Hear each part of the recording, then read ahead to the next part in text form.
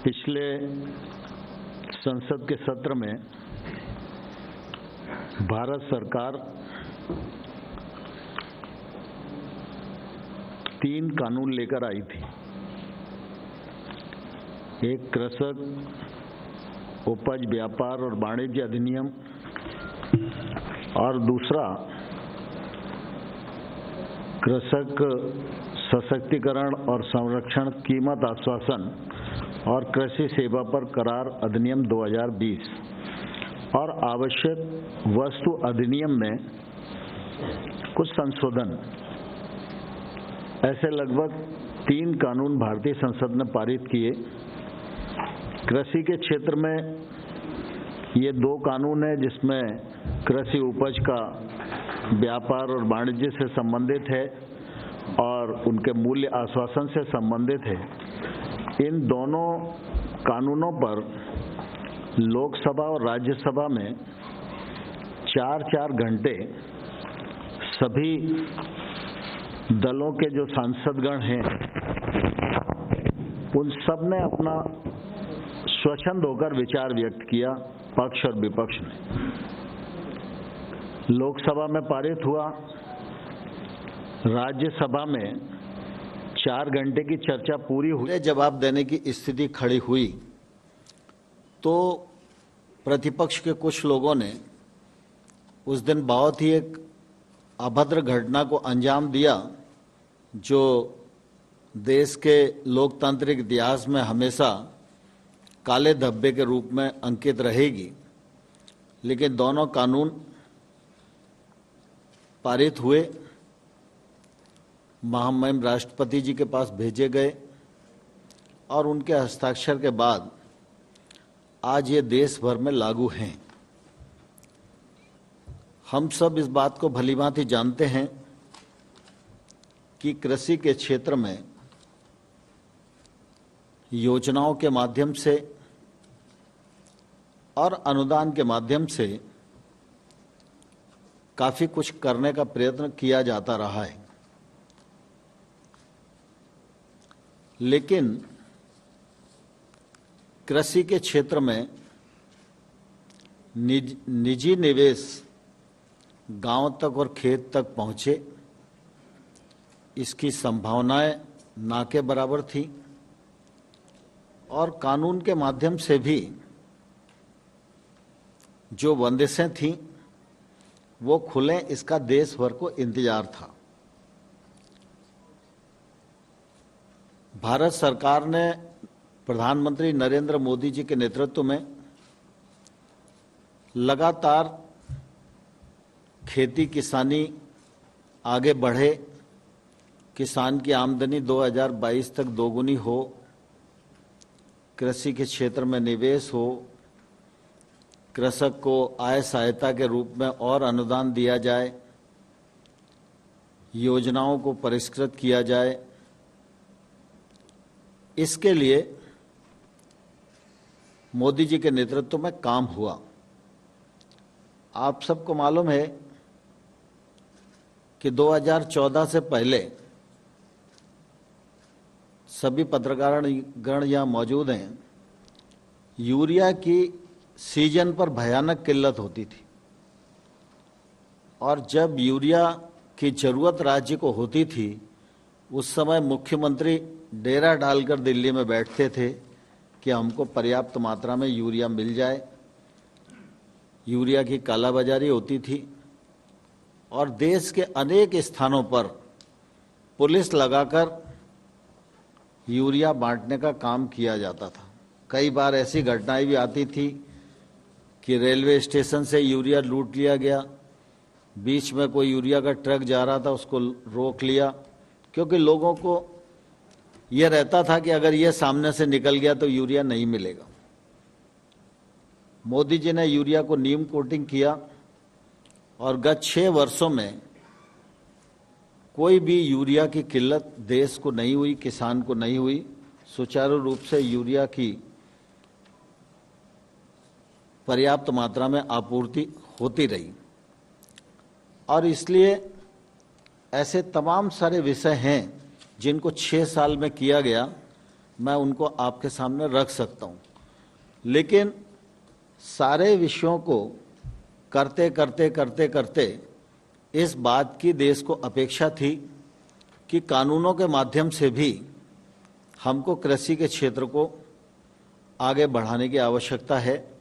और इस मामले में पहले अनेक बार सरकारों के माध्यम से, कमीशन के माध्यम से, स्वामीनाथन साहब जैसे विद्वानों के माध्यम से ये रिकमेंडेशन की जाती रही। ये कानून आए तो इन कानूनों के माध्यम से सरकार की ये कोशिश थी कि किसान मंडी की जंजीरों से मुक्त हो और मंडी की परिधि के बाहर वह अपना माल किसी को भी कहीं भी और अपनी मनचाही कीमत पर बेचने के लिए स्वतंत्र हो, ये कानून में प्रावधान किया गया। मंडी परिधि के बाहर जो ट्रेड होगा उस पर कोई टैक्स नहीं लगेगा।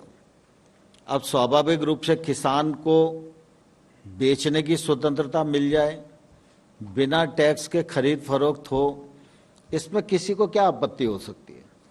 अभी कोई भी कानून इस बात को प्रावधानित नहीं करता कि 3 दिन के भीतर उसके उपज का कीमत बेचने के बाद उसको भुगतान हो जाएगा, लेकिन इस कानून में इस प्रकार का प्रावधान किया गया।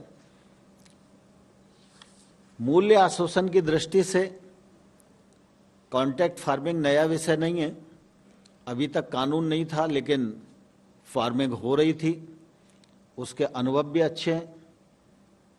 हम लोगों को लगता था कानूनी प्लेटफॉर्म देंगे, इसका फ़ायदा लोग अच्छे से उठाएंगे, किसान महंगी फसलों की ओर आकर्षित होगा, नई टेक्नोलॉजी से जुड़ेगा, अपनी जोखिम को प्रोसेस पर ट्रांसफ़र करने में सफल होगा, बुआई के समय उसको मूल्य की गारंटी मिल जाएगी और किसान को और किसान की भूमि को कानून में पूरी तरह से सुरक्षा देने का प्रबंध किया गया। यदि विवाद भी हो प्रोसेसर और किसान के बीच में तो एसडीएम 30 दिन के भीतर उसका निराकरण करेगा, उसे कानून में बांधा गया। और साथ ही साथ यह भी कानून में प्रावधान किया गया कि निर्णय अगर कभी किसान के विरुद्ध भी जाता है तो उससे वसूली सिर्फ आदान की कीमत की हो सकती है, उसके अतिरिक्त नहीं हो सकती, और उसकी वसूली का कोई भी निर्देश एसडीएम के द्वारा किसान की भूमि के विरुद्ध नहीं होगा। किसान की भूमि सुरक्षित रहे, इस दिशा में सरकार ने पर्याप्त विचार विमर्श किया और किसान को पूरी तरह सुरक्षित करने में प्रावधान किए।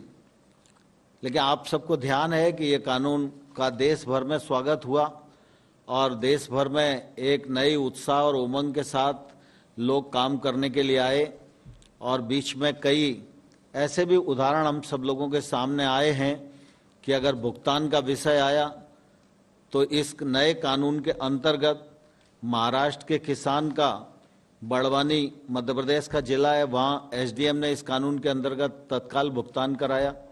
ओपन ट्रेड में जो किसान गए उसका फायदा भी, वो व्यापारी गए और किसान दोनों ने जब ट्रेड की तो निश्चित रूप से किसान को बढ़ी हुई कीमत मिली, और ये सिलसिला चल ही रहा था। लेकिन बीच में इन विषयों को लेकर कुछ किसान और कुछ यूनियंस आंदोलन की राह पर आ गई। पंजाब के किसान यूनियन के जो लोग थे उनके साथ 14 अक्टूबर को सचिव के स्तर पर बातचीत हुई। 13 नवंबर को मैं स्वयं उपस्थित रहा और साथ ही हम लोग लगातार चर्चा के लिए तैयार थे। विषयों को लेकर वार्ता चली रही थी और इसी बीच में 26 और 27 के आंदोलन की घोषणा हो गई। फिर हम लोगों ने 3 दिसंबर की बातचीत का निमंत्रण किसान यूनियन को भेजा। चूंकि किसान आ चुके थे, रास्ता बाधित था, ठंड का मौसम था, कोविड का भी संकट था और इसलिए सोचा गया कि वार्ता जल्दी करनी चाहिए। तो 3 दिसंबर के स्थान पर 1 दिसंबर को की, 1 दिसंबर के बाद फिर 3 दिसंबर को की, 3 दिसंबर के बाद फिर यह तय हुआ कि 5 दिसंबर को करें, तो 5 दिसंबर को वार्ता का क्रम चला और फिर यह तय हुआ कि 7 तारीख को हम दोबारा से इन विषयों को लेकर बैठेंगे और कुछ मार्ग प्रशस्त करेंगे। लेकिन बीच में ही 6 तारीख को 9 तारीख की रात को फिर बातचीत हुई, 8 की रात को बातचीत हुई और बात में फिर एकदम ऐसी परिस्थिति बनी कि उनकी तरफ से कोई सुझाव आ ही नहीं रहा था। तो अंतोगत तो हमको ये लगा कि भाई किसानों के कुछ मुद्दे हैं और उन मुद्दों पर उनके मन में शंका है। तो चूंकि इतने दिन चर्चा हो चुकी है और कुल मिला के वो आखिरी में एक ही बात पर आते हैं कि एक्ट को रिपील कर दो। हम लोगों का लगातार ये आग्रह रहा कि एक्ट में कौन कौन से ऐसे प्रावधान हैं जिनसे किसान को नुकसान है, तकलीफ है, उनको प्रावधानवार हम चर्चा कर लें और चर्चा करने के बाद उनको कैसे ठीक किया जा सकता है इस पर हम आगे बढ़ें। लेकिन मुद्दे यूनियंस की तरफ से नहीं आए तो फिर हम ही लोगों ने मुद्दे उनको चिन्हित करके बताए और उस पर यह हुआ कि भाई हाँ, ये मुद्दे तो चर्चा में हैं। तो उन मुद्दों का सिलसिलेवार हम अपना प्रस्ताव बनाकर उनको भेज दें, ये विचार हुआ और आपने देखा कि हम लोगों ने उनको मुद्दों के प्रस्ताव बनाकर भेजे। विशेष रूप से उनकी मांग एक पहले तो ये थी कि कानूनों को निरस्त करना। तो हमारा सरकार का पक्ष है कि कानून के वे प्रावधान जिन पर किसान को आपत्ति है, उन प्रावधान पर सरकार खुले मन से विचार करने को तैयार है। सरकार का कोई ईगो नहीं है और सरकार को कोई उन पर विचार करने में दिक्कत नहीं है और हम यूनियन के साथ बैठकर उसको समाधान कर सकते हैं। फिर दूसरा, कुछ लोगों का बातचीत में बात आती थी कि ये कानून वैध नहीं है, क्योंकि कुछ लोगों ने ऐसा बता रखा था कि कृषि राज्य का विषय है और केंद्र सरकार उस पर कानून नहीं बना सकती।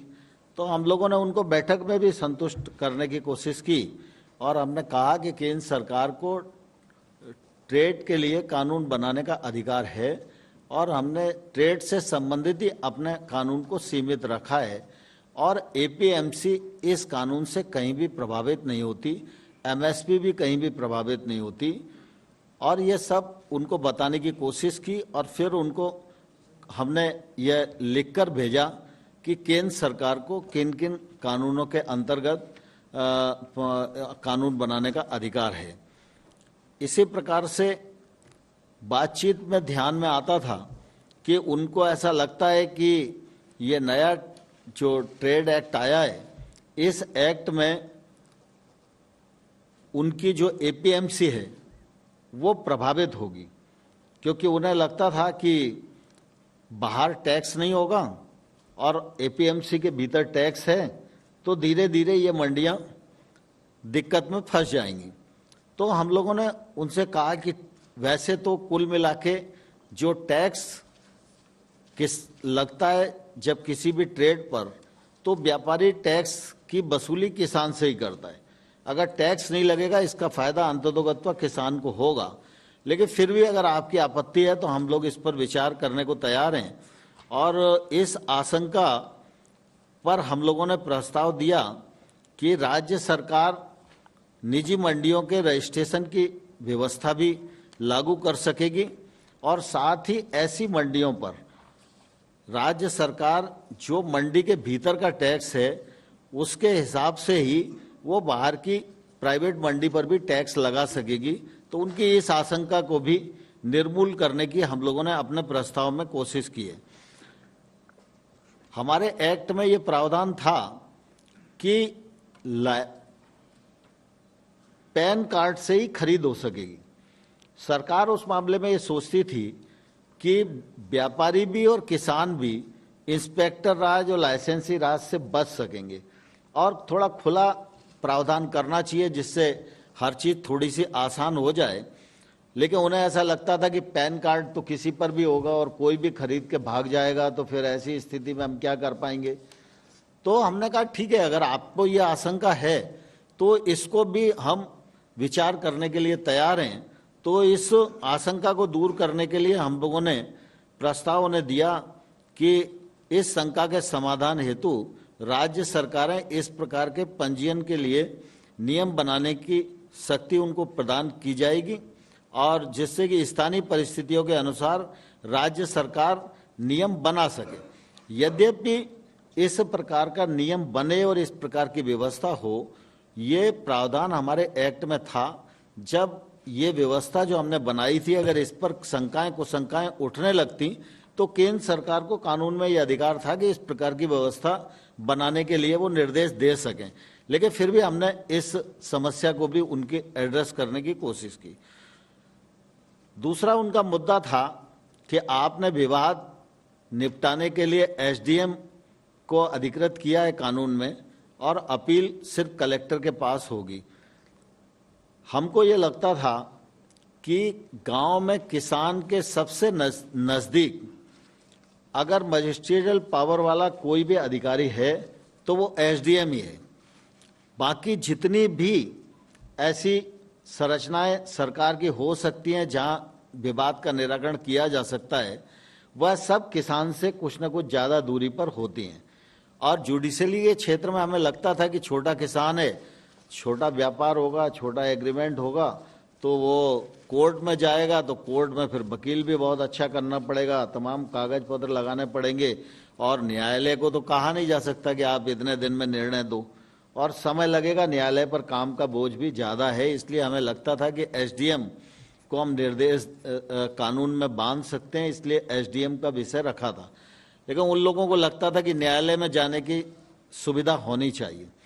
तो हम लोगों ने इस शंका के समाधान के लिए भी हमने यह प्रस्ताव में दिया कि भाई न्यायालय में जिस किसान को जाना हो तो ये विकल्प भी हम दे सकते हैं, इसमें कहीं कोई दिक्कत नहीं है। फिर कृषक का मूल्य आश्वासन एक्ट के अंतर्गत कृषक और प्रोसेसर के बीच में जो एग्रीमेंट होगा, तो उनको लगता था कि ये एग्रीमेंट रजिस्टर्ड होना चाहिए। तो हम लोगों को इस पर भी कोई आपत्ति नहीं थी और हमने उनको कहा कि भाई राज्य सरकारों को ये अधिकार देते हैं और जब तक राज्य सरकार रजिस्ट्रीकरण की व्यवस्था नहीं बना पाती है तब तक कोई एग्रीमेंट होगा तो लिखित में उसकी प्रतिलिपि हस्ताक्षर होने के 30 दिन के भीतर एसडीएम कार्यालय में जमा करना पड़ेगी, जिससे वो दस्तावेज सरकार के अधिकार क्षेत्र में रहे। फिर वो एक बात ये भी आती है बड़ा जोर शोर से और मीडिया के सामने भी कहा जाता है कई बार कि किसानों की भूमि पर बड़े उद्योगपति कब्जा कर लेंगे। वैसे तो कॉन्ट्रैक्ट फार्मिंग काफ़ी लंबे समय से गुजरात में, महाराष्ट्र में, हरियाणा में, पंजाब में, अनेक कर्नाटक में, अनेक राज्यों में चल रही है। अभी तक कभी ऐसा अनुभव आया नहीं। लेकिन इसके बावजूद भी हम लोगों ने इसका प्रबंध पहले से एक्ट में कर रखा था। कानून में ये प्रावधान किया गया है कि इस कानून के अंतर्गत जो एग्रीमेंट होगा वो प्रोसेसर और किसान की फसल के बीच में ही होगा। किसान की भूमि से संबंधित कोई लीज, पट्टा, करार ऐसा कुछ भी इसमें हो नहीं सकता। दूसरा, हम लोगों ने ये भी कहा था कि अगर दोनों लोग करार करते हैं और फसल का प्रकार ऐसा है कि किसी भी प्रकार की अधोसंरचना खेत पर खड़ी करने की नौबत आती है, तो ऐसी स्थिति में जब करार समाप्त होगा तो जो प्रोसेसर है अपनी संरचना को वहां से उठा के ले जाएगा और अगर वो तोड़ के नहीं ले जाता है तो उसका स्वामी जो है वो कृषक ही होगा। ये प्रावधान हमने पहले से कर रखा है। लेकिन इसके बाद भी उनके मन में ये शंका थी कि अगर किसी प्रोसेसर ने उस अधोसंरचना पर कोई लोन ले रखा होगा तो वो निकल जाएगा और वो लोन किसान के ऊपर आएगा। तो ऐसी स्थिति में किसान को वो लोन पटाना पड़ेगा। तो हम लोगों ने कहा कि ये हम प्रावधान करने को तैयार हैं कि अगर स्पॉन्सर किसी प्रकार का लोन लेने की चेष्टा उस अधोसंरचना पर नहीं करेगा तो इससे उनकी इस शंका का भी समाधान हो सकता है। दूसरा, किसान की भूमि पर कुर्की की व्यवस्था की बात वो लोग बोलते थे कि कुर्क हो जाएगी और नीलाम कर दी जाएगी। तो पहले से ही प्रावधान है, इस प्रकार की कोई संभावना नहीं है। लेकिन फिर भी हमने कहा कि अगर कोई स्पष्टीकरण की आवश्यकता है तो वो स्पष्टीकरण का वो भी हम स्पष्टीकरण देंगे। दूसरा, सामान्य तौर पर एमएसपी की खरीद के मामले में उन सबके मन में ये बात आती थी कि भाई एमएसपी पर खरीद बंद हो जाएगी और होगी नहीं, इसमें कुछ फर्क पड़ेगा। तो आप सबके ध्यान में है, माननीय प्रधानमंत्री जी ने भी इस बात को बोला, मैंने भी दोनों हाउस में इस बात को बोला और सबको आश्वस्त किया कि एमएसपी चलती रहेगी, इस पर कोई खतरा नहीं है। एमएसपी की रबी और खरीफ की जो खरीद है इस वर्ष भी बहुत अच्छे से हुई है और रबी की फसल की बुआई के समय एमएसपी घोषित कर दी है। एमएसपी को नरेंद्र मोदी जी के नेतृत्व में 1.5 गुना किया गया है। खरीद का वॉल्यूम भी बढ़ाया गया है।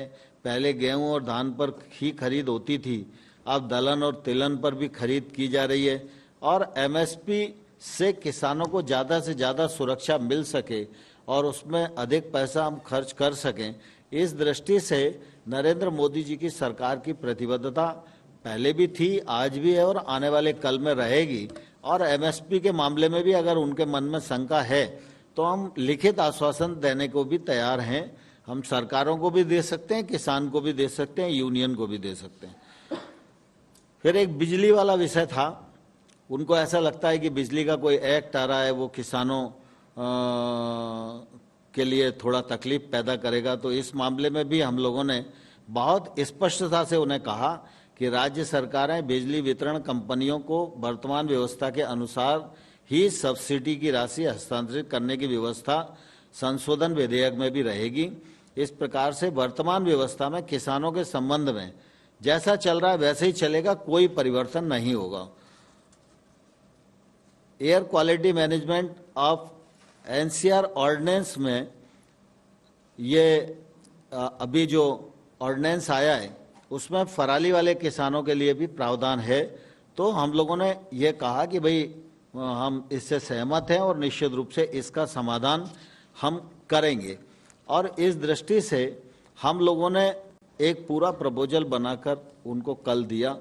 उन लोगों ने विचार विमर्श भी किया और फिर भी कुल मिला के उनके सारे जो प्रश्न हैं उन प्रश्नों का उत्तर देने के बाद भी आखिरी में वो लोग किसी निर्णय पर नहीं पहुंच पा रहे हैं। इसकी निश्चित रूप से मेरे मन में भी काफ़ी कष्ट है, क्योंकि किसानों का विषय है और किसान ठंड में इतनी बड़ी तादाद में यहाँ पर बैठे हुए हैं और कोविड का संकट भी है। तो निश्चित रूप से हम सब लोगों के मन में भी रात दिन चिंता रहती है और इसलिए हम लोगों की लगातार पहले भी कोशिश रही है और अभी भी मैं आपके माध्यम से किसान भाइयों और बहनों को आग्रह करना चाहता हूं कि आप सब ने चर्चा के दौरान जो प्रश्न उठाए थे उन प्रश्नों का समाधान करने के लिए लिखित प्रस्ताव भारत सरकार ने आपके समक्ष भेजा है। आप उन प्रस्ताव पर विचार करें और आपकी तरफ से जब भी चर्चा की स्थिति के लिए कहा जाएगा भारत सरकार एकदम चर्चा के लिए तैयार रहेगी। और मैं आपके माध्यम से किसानों को यह भी कहना चाहता हूं कि पूरा देश इस बात का साक्षी है। 2006 में स्वामीनाथन साहब की रिपोर्ट आई थी और उस रिपोर्ट में भी लंबे समय तक इंतजार हुआ कि एमएसपी को 1.5 गुना करके लागू किया जाए, लेकिन वो लागू नहीं किया गया। मोदी जी जब प्रधानमंत्री बन गए तब भी ये बात खड़ी हुई थी। तो स्वाभाविक रूप से जब एमएसपी को 1.5 गुना किया जाना है तो वित्तीय भार तो बढ़ेगा ही। लेकिन ये मोदी जी की प्रतिबद्धता किसानों के प्रति थी कि उन्होंने जो लागत मूल्य है उस पर 50% मुनाफा देकर और एमएसपी घोषित करने का निर्णय किया और उसका लाभ आज देश भर के किसानों को मिल रहा है। और आप देखेंगे कि कुल मिला के कृषि मंत्रालय के बजट की स्थिति को भी देखेंगे तो आज 1,34,000 करोड़ है। यह जब यूपीए की सरकार थी उससे लगभग 6 गुना बढ़ोतरी है। लगातार सभी स्कीमों के माध्यम से इस बात की कोशिश की जा रही है। कई बार सरकारों के लिए बड़ा लोकप्रिय होता है, जैसे यूपीए सरकार में एक निर्णय हुआ 10 साल में 53,000 करोड़ रुपए का कर्जा माफ कर दिया। कर्जा किसका माफ हुआ किसका नहीं हुआ यह विवाद का विषय किसानों में हमेशा ही बना रहा, लेकिन 10 साल में 53,000 करोड़ रुपए का कर्जा माफ करना इसको बड़ी उपलब्धि यूपीए गवर्नमेंट में माना गया। लेकिन प्रधानमंत्री नरेंद्र मोदी जी ने पीएम किसान सम्मान निधि के माध्यम से 75,000 करोड़ रुपया हर साल भारत सरकार के खजाने से निकालकर किसानों के खाते में डालने के लिए योजना बनाई। और मुझे कहते हुए प्रसन्नता है कि आज 10.5 करोड़ किसान को लगभग 1 लाख करोड़ रुपया केंद्र सरकार की ओर से उनके अकाउंट में भेजने का काम किया गया। किसान को बुजुर्गावस्था में भी सुरक्षा सामाजिक मिल सके इसलिए पीएम किसान मानधन योजना बनाई गई, पेंशन का प्रावधान किया गया। 21 लाख के करीब किसान आज उन योजनाओं से जुड़े हैं। जो 60 वर्ष की उम्र पूरी करेंगे उनको 3,000 रुपया मासिक पेंशन के रूप में मिलेगा, जो उस समय निश्चित रूप से काफी मददगार होगा। छोटे किसान देश में 86% हैं और छोटे किसान के पास निवेश करने कोई जाता नहीं। उसके पास खुद के पास इतना पैसा है नहीं कि वो निवेश कर सके। वो पढ़ा लिखा भी है, जागरूक भी है और वो अच्छी खेती करना भी चाहता है और वो चाहता है कि टेक्नोलॉजी का उपयोग करे, महंगी फसलों की ओर जाए, लेकिन उसको मार्केट उपलब्ध नहीं होता और मार्केट उपलब्ध नहीं होता इसके कारण वो कोई रिस्क नहीं ले पाता। इसलिए नए कानून बनाए गए हैं कि इन कानूनों के माध्यम से वह महंगी फसलों की ओर आकर्षित होगा, टेक्नोलॉजी का उपयोग कर सकेगा, निजी निवेश उसके पास पहुंच सकेगा, अच्छे एग्रीमेंट करके अपने उत्पादन के वाजिब दाम प्राप्त कर सकेगा, वैश्विक मानकों के आधार पर खेती कर सकेगा जिससे कि उसके उत्पादन का एक्सपोर्ट भी हो सके। ये रास्ते इन कानूनों के माध्यम से खुलते हैं। सरकार ने नए 10,000 एफपीओ बनाने का कार्यक्रम भी प्रारंभ किया है और इन 10,000 एफपीओ पर 5 साल तक केंद्र सरकार अपने बजट से ही 6,850 करोड़ रुपया खर्च करने वाली है। ये एफपीओ से एक नई क्रांति खेती के क्षेत्र में मोदी जी के नेतृत्व में शुरू होने वाली है। यह भी मोदी जी की किसान, कृषि और कृषक के प्रति जो प्रतिबद्धता है उसको जाहिर करती है। अभी कोविड के दौरान भी आप सबने देखा कि दुनिया में सब चीजें बंद हो गईं, लेकिन भारत में मोदी जी की दूरदर्शिता के कारण खेती और किसानी के लिए और ग्रामीण क्षेत्र के लिए जो निर्णय किए गए उसी का परिणाम था कि किसान ने अपनी फसल की कटाई पूरी की, किसान ने अपनी फसल को सरकारी समर्थन मूल्य पर पूरी तरह से बेचा, पहले से अधिक पैदावार हुई, पहले से अधिक खरीद हुई, ग्रीष्म ऋतु की बुआई गत वर्ष की तुलना में अधिक हुई, खरीफ की बुआई गत वर्ष की तुलना में अधिक हुई और किसान को उस बीच में भी पीएम किसान सम्मान निधि के पैसे डीबीटी के माध्यम से पहुंचते रहे और आत्मनिर्भर पैकेज के अंतर्गत कृषि और संबंधित क्षेत्र में सुधार आए और निजी निवेश गांव तक पहुंचे और वो निजी निवेश के अंतर्गत जो संरचनाएं निर्माण हों वो मूल रूप से किसान के काम आए। अभी संरचनाएं जो बनी हुई हैं वो व्यापारी के काम तो आती हैं, लेकिन किसान के काम नहीं आती, क्योंकि वो बड़े स्थान पर बनी हुई हैं।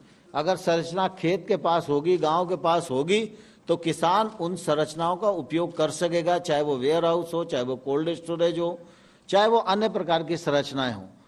तो 1 लाख करोड़ रुपए का इंफ्रास्ट्रक्चर फंड उसे घोषित किया। फिशरीज के लिए 20,000 करोड़ रुपए का फंड, एनिमल हस्बेंड्री के लिए 15,000 करोड़ रुपए का फंड, छोटी फूड प्रोसेसिंग यूनिटी के लिए 10,000 करोड़ रुपए का फंड, 4,000 करोड़ रुपया हर्बल पार्क के लिए, मधुमक्खी पालन के लिए 500 करोड़ रुपया। तो लगातार मोदी जी के नेतृत्व में इस बात की कोशिश की जा रही है कि देश को आत्मनिर्भर बनाना है, तो गांव को आत्मनिर्भर बनाना पड़ेगा और कृषि को आत्मनिर्भर बनाना पड़ेगा।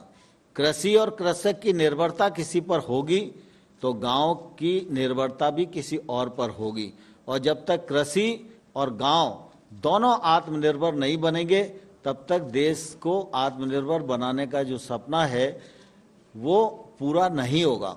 इसलिए लगातार आपने देखा होगा, चाहे वो प्रधानमंत्री सड़क योजना के 3rd फेज का मामला हो, चाहे मनरेगा में राशि बढ़ाने का मामला हो, चाहे सेल्फ हेल्प ग्रुप के अभियान का मामला हो, चाहे एग्रीकल्चर के क्षेत्र में सरकार के निवेश का मामला हो, मोदी जी के नेतृत्व में लगातार इस बात की कोशिश की गई है कि गांव और कृषि यह आत्मनिर्भर बने, समृद्ध बने और देश के नवनिर्माण में इसका योगदान अधिकतम हो सके।